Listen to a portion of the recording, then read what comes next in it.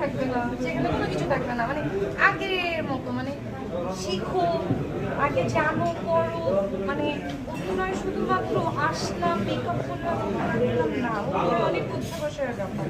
আমার 1 দিন 2 দিন 1 বছর 2 বছর 5 বছরের ক্যারিয়ার, আমার অনেক বছরের ক্যারিয়ার, আমার প্রায় 1 যুগের উপরের ক্যারিয়ার। তো এটা আসলে অনেক শেখার বিষয়। আমার কাছে এখনো মনে হয় যে আমি এখনো শিখছি, কিন্তু অনেকের কাছে মনে হয় যে কীভাবে করে আমি এটার সময় আমি নায়িকা হয়ে যাবো, নায়ক হয়ে যাবো, নট সো ইজি সেটা।